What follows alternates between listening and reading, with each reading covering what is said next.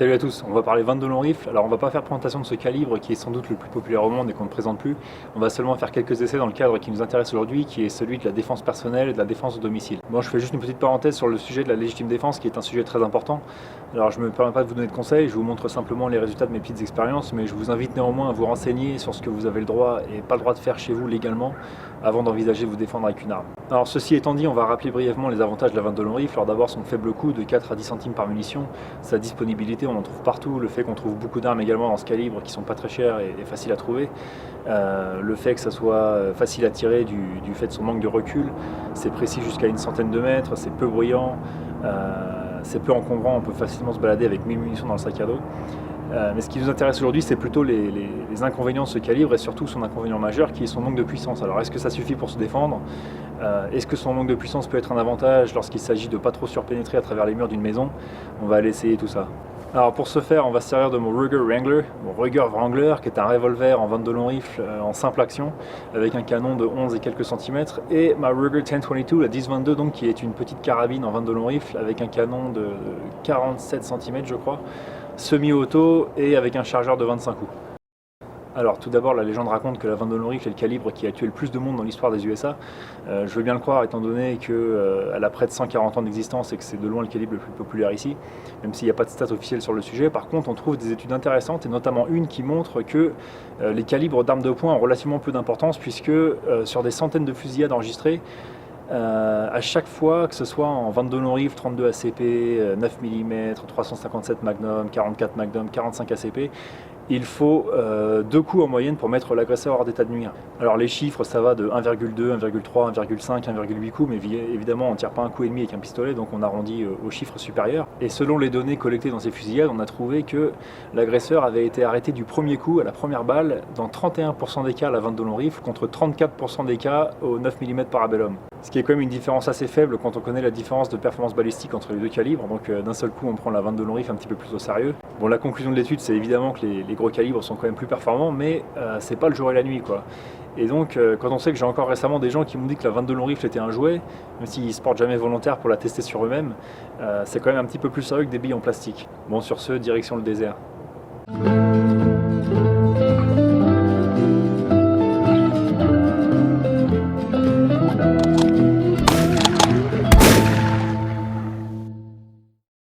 Bon, avant toute chose, je vais illustrer la très judicieuse expression américaine « There is no replacement for shot placement » en faisant un essai très rapide sur une cible identique avec un revolver en 22 long rifle et un revolver en 357 Magnum.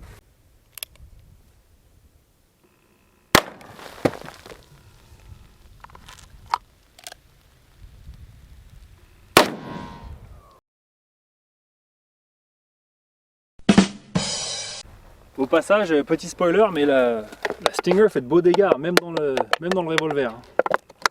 Bien abîmé. On va commencer par un test au chronographe. C'est un petit peu fastidieux. Si vous n'êtes pas passionné par la balistique, n'hésitez pas à passer à la séquence suivante. Je mettrai les marqueurs de temps en description. On va tester à la fois les munitions en 32, 36 et 40 grains dans le revolver, puis dans la carabine. Donc on a un canon de 11 cm d'un côté et 47 je crois de l'autre. On devrait avoir une différence de puissance significative entre le revolver et la carabine, puisque je rappelle que dans un canon court, le projectile a déjà quitté le canon alors que toute la poudre n'a pas encore été brûlée. Tandis que dans un canon long, toute la poudre se consomme et donc se consume, et donc la pression augmente dans le canon et donc la vitesse du projectile augmente. Et je pense aussi une différence significative entre les Stingers qui devraient être beaucoup plus puissantes de par leur étui plus long et leur projectile beaucoup plus léger, et les deux autres en 36 et 40 grains. Bon, malheureusement, comme vous le savez peut-être, il y a une pénurie de munitions aux USA qui dure depuis plus de 6 mois. Donc les rayons sont complètement vides. J'ai dû faire un petit peu les fonds de tiroir, fouiller dans mon stock pour trouver de la 22 long rifle à tête creuse en 32, 36 et 40 grains. C'est pas toutes les mêmes marques, donc bon, le test sera pas ce qu'il y a de plus fiable, mais ça devrait suffire pour ce qu'on va faire aujourd'hui.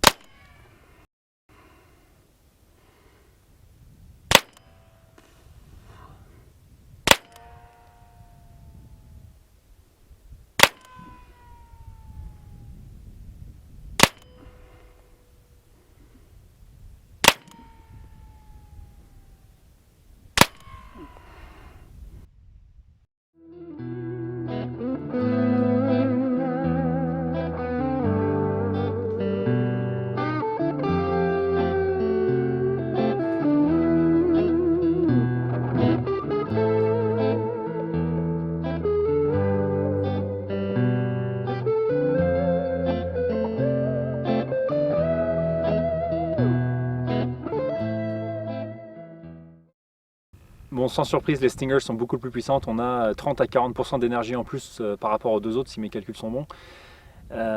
Et on a surtout 100 joules d'écart entre les Stingers tirés dans la carabine et dans le revolver. Donc c'est une différence vraiment significative. Bon, maintenant on va aller tester l'expansion des têtes creuses dans les bidons d'eau. On va tester simplement le revolver parce qu'avec la carabine il ne devrait pas y avoir de soucis. Puisque pour avoir une belle extension il faut assez de vitesse et c'est le cas avec la carabine. Par contre ça sera intéressant de voir si on a une expansion correcte avec le revolver.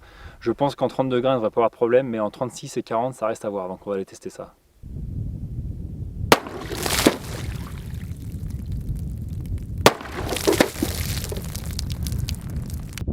J'en ai tiré deux. On voit que celle-là elle est vraiment... Là il y a une belle expansion, elle a quasiment doublé de diamètre. Et celle d'à côté, pas terrible.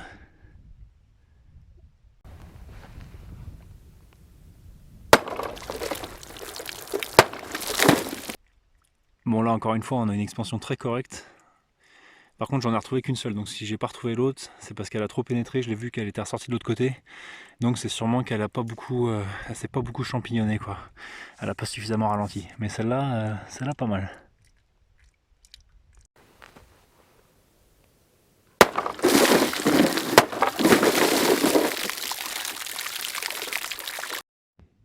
Et là en 40 grains, encore une fois, on a une belle expansion, alors que celles-ci sont les moins rapides des trois.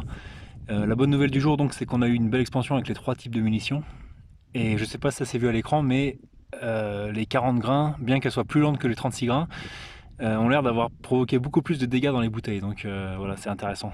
On va passer à la suite dans la Meat Target et là on va tester directement les 32 et les 40 grains. On va laisser les 36 grains de côté et on va voir un petit peu ce que ça donne. Bon, avant de passer à la Meat Target, on va passer à un test très important pour la défense domicile qui est la surpénétration à travers les murs. Donc là j'ai reproduit des cloisons, on a placo, laine de roche à l'intérieur. Donc là c'est des cloisons intérieures en placo, donc là je vais tirer par exemple, admettons je suis dans le salon, là il y a chambre numéro 1, chambre numéro 2 et ça c'est le mur extérieur. Ça c'est pour les maisons ossature bois, on va tester après, quoique c'est même pas la peine de tester avec un parpaing, la 22 ça traversera pas. Mais donc là on a une paroi extérieure avec BA13, isolant, OSB, isolant extérieur et bardage OSB également. Donc là on va voir si ça traverse, j'ai deux passants innocents. Moi je vais me mettre de l'autre côté et on va voir si on traverse les deux cloisons et le mur extérieur. Bon, je suis obligé de faire un avertissement pour les plus tatillons d'entre vous qui travaillent dans la construction. Voilà, c'est pas la norme RT 2012, mon isolant extérieur il fait pas 60 mm, il n'y a pas de pare-vapeur, il n'y a pas de papier peint, il n'y a pas de prise, il n'y a pas de câble qui passe dans les murs. Mais voilà, je pense que c'est suffisamment réaliste pour ce qui nous intéresse aujourd'hui.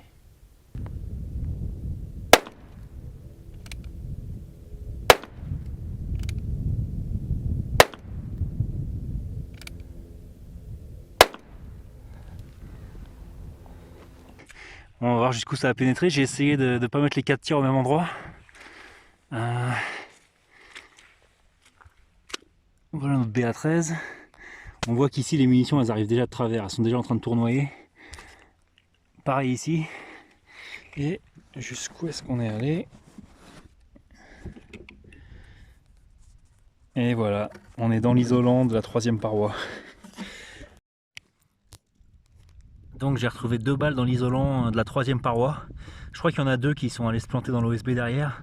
Ce qui est intéressant c'est qu'il n'y a aucune expansion et très peu de déformation. Maintenant on va tester les 32 Stingers donc avec la carabine directement. On va pas tester les autres parce que de toute manière pour la pénétration la vitesse c'est le plus important. Donc on va tester la carabine directement.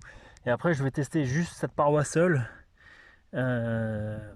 Avec le revolver voir si ça traverse, mais pour l'instant voilà, on va tester la carabine, même exercice, je vais essayer de pas tirer dans les mêmes trous et on va voir ce que ça donne.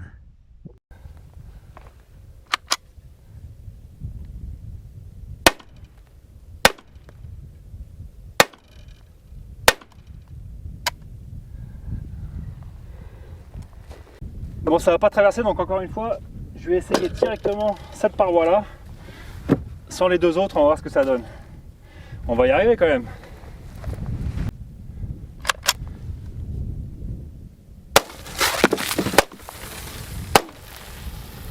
Quand même.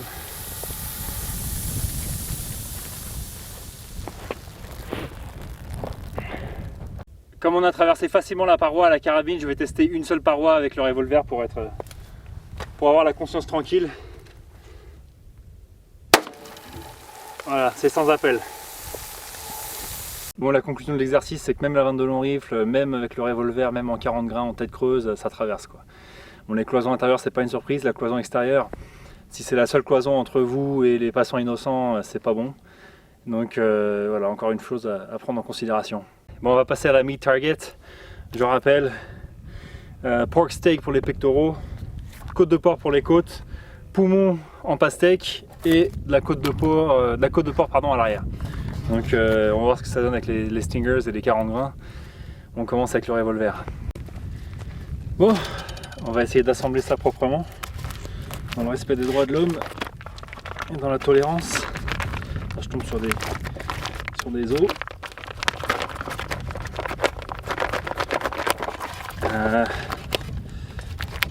Mon support de cible est vraiment pratique, je pourrais vous filer les plans, ça se fait, j'en ai eu pour moins de 90 $, je crois, cible comprise. Ça sert à tout, on peut prendre l'apéro dessus, on peut découper de la côte de porc. Alors, oups, on va ramasser le plastique après, hein. On n'est pas des sauvages non plus. Hop là. Tac, tac. On va essayer de coller ça proprement. On va laisser sécher les mains un petit peu parce qu'il faut manipuler l'appareil et je vous reprends après. Voilà, donc nos pectoraux, les côtes, les poumons, les côtes derrière. On va lui mettre un t-shirt et il n'y a plus qu'à.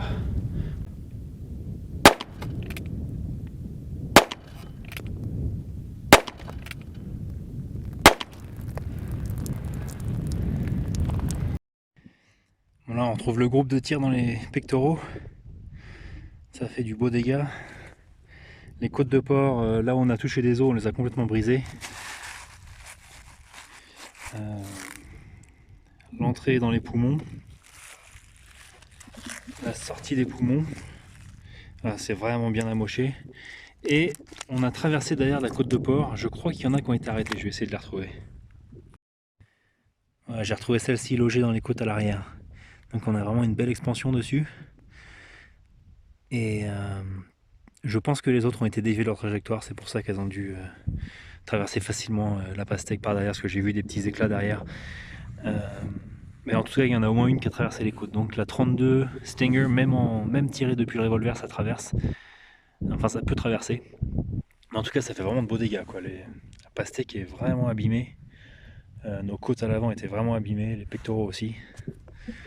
Donc voilà, pour tous les mecs qui me disent que la 22 long rifle est un jouet, je pense pas qu'il y a beaucoup de volontaires pour se retrouver dans cet état, quoi.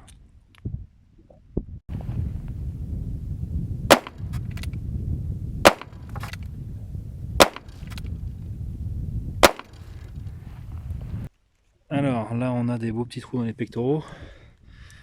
Les côtes sont bien perforées aussi. On n'a pas brisé de côtes, on les a pas touchées. Beaucoup moins de dégâts dans les poumons. Et toutes les balles ont été arrêtées par les côtes à l'arrière. Là, on en trouve une ici. Bien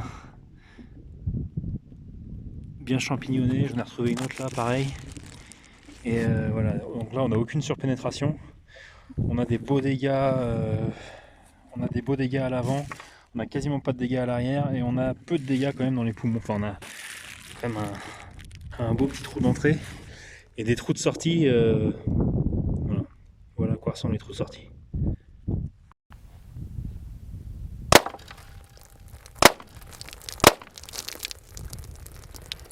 Voilà, on a clairement vu la différence d'énergie. J'ai tiré que 3 coups et la pastèque avait commencé à tourner. Donc je crois qu'il y en a que 2 qui ont traversé les pectoraux. Mais alors là, regardez-moi les dégâts dans les côtes. Elles sont mais pulvérisées, quoi. C'est vraiment impressionnant. Et voilà nos poumons. Encore une fois, c'est impressionnant. Et là, c'est parti dans tous les sens. Il y en a qui ont traversé les côtes à l'arrière et les autres ont dû traverser sans toucher de côte.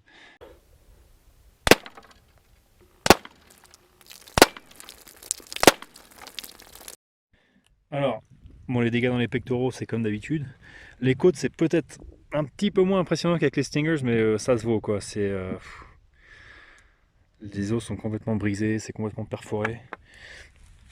Les poumons sont pas mal abîmés aussi. Et j'en ai retrouvé au moins une derrière, dans les côtes, avec une belle expansion. Donc voilà pour la mid-target.